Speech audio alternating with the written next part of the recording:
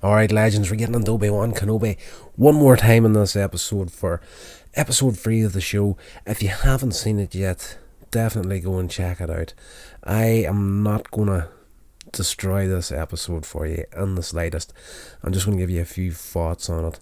But it wasn't what I was expecting. And so satisfied with the final product of this episode. For the longest time, whenever I heard this was happening, I was just, how the heck is this going to work? And I did say it in the other reviews of the episode so far that it went down a road that I wasn't expecting it to go down, bringing Leia into it and taking Obi-Wan out of the Tatooine background. That was one of the big things I was kind of not against, but I was just kind of thinking, okay, we've been in Tatooine for so long in these shows right now. The Mandalorian spent a hell of a lot of time there, and for me, even in the original trilogy, the Tatooine parts were the parts of the movies that weren't as good, in my opinion, as the rest of the movies. When they were on that planet, it was kind of boring. So I was like, how good is this show going to be? So bringing Leia in there and getting kidnapped and Obi-Wan having to go after her, of course, just the change of setting was very refreshing. And yes, in this episode they have escaped. They've gone to a mining planet by the name of, let me just check this here because I took a screenshot so I wouldn't forget it. Mapuzo. Now I hope that's the right pronunciation of that there, but they basically escape at an automated trade vessel at the end of the last episode, and Obi-Wan has found out Anakin has survived their confrontation with Mustafar in episode 3, the movie episode 3, and 10 years later he's just discovered for sure Anakin's alive and he's out for blood, essentially. So to cut this kind of quick, there is a confrontation between Obi-Wan and Darth Vader by the end of this episode. I wasn't expecting it so soon in the show, but we got it in episode 3. But it's not going to be the final confrontation between the two of them in this series. It can't be. Check out the episode and you'll know what I mean by that. As I said in the last review, this is an older Obi-Wan. He's out of practice. That's 10 years since he was doing anything Jedi related. He's been hiding out in the desert watching over Luke Skywalker growing up, and he has kind of shut himself down from the Force as well. We seen that in the last episode where Leia fell off the building and Obi-Wan had to use the Force to save her from falling to her death. Now, the big thing in this series for me is going into it, I was thinking, how are they going to build the story to a point where you're actually going to start feeling scared for the characters, because all the main characters in this series survive this series to go on to the original trilogy. Of course, we know how the story eventually finishes off for Obi-Wan and Darth Vader as well, and Princess Leia. So these 3 main characters have got in this series, how much of a stress level can they take the viewer to in this series? And that was answered in this episode as well. When that final confrontation comes around, they're just about to escape. They're on the verge of escaping this mining planet with the help of an Imperial officer that has turned to help the Resistance and the Jedi, whoever needs help. She joined up when she thought the Empire stood for something good, and by the time she realised what they actually were, it was too late.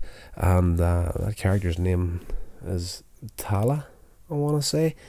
And yeah, so she's helping Obi-Wan and Leia to try and escape this planet. At the end of the episode, of course, Vader turns up and all hell breaks loose, and it's probably one of the darkest versions of Vader that we have seen to this point as far as the live action stuff goes. Now, there's a lot of animated Star Wars to watch in Disney Plus, and I have yet to get into them properly. I've just kind of skimmed the surface of them, so I'm pretty sure there's a dark version of Vader in there as well. But as far as the live action stuff goes, this series so far for me on screen live action has been holy crap. I can't believe what my eyes are seeing. There's a certain point by the end of this episode when Vader confronts Obi-Wan, and they're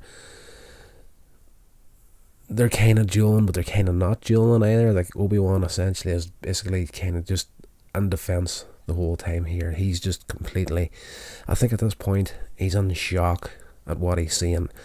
He knows Anakin turned to the dark side, of course, but in this episode, when Vader turns up, he essentially just starts tormenting people to draw Obi-Wan out.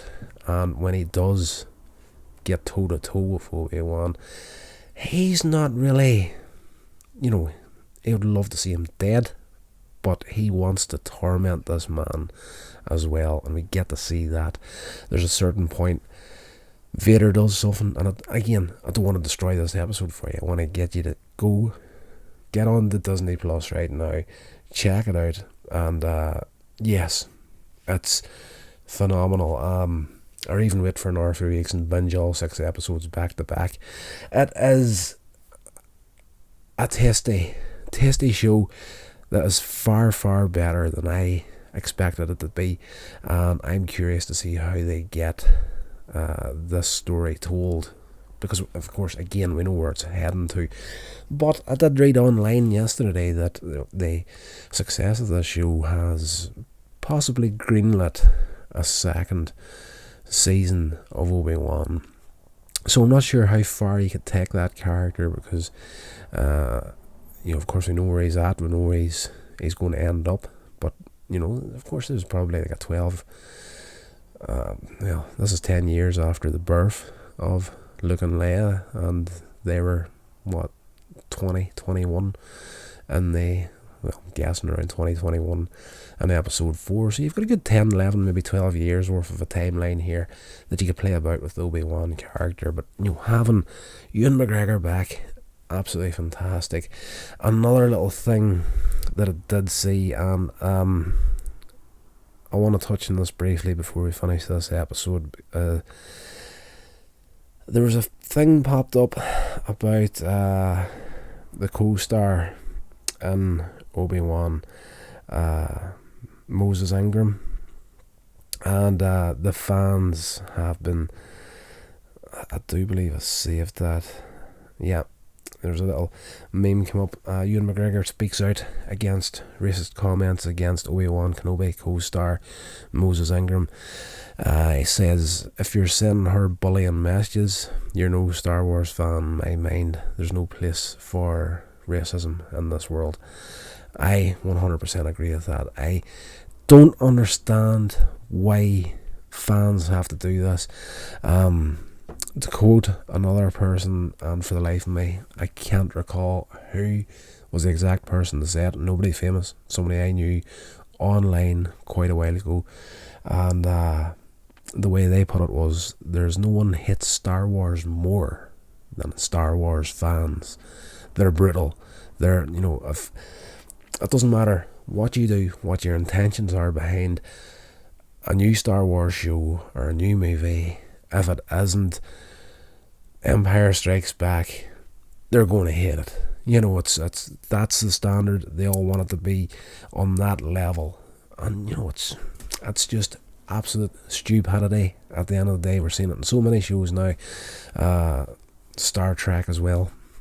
I'm one of these rare fans that has, historically it used to be you're either a Star Wars fan or a Star Trek fan, but I'm one of these guys that is able to stand right between the two of them.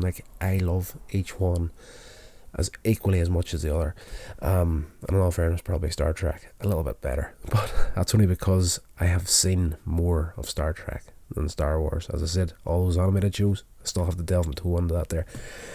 But it's disgusting that we're still in this kind of environment where the fans are feeling the need to jump out and get at someone just because they're different than what they want them to be. That's disgusting. The woman is absolutely fantastic in the role in Obi-Wan. Absolutely fantastic. She's really helping drive that show forward. I love it.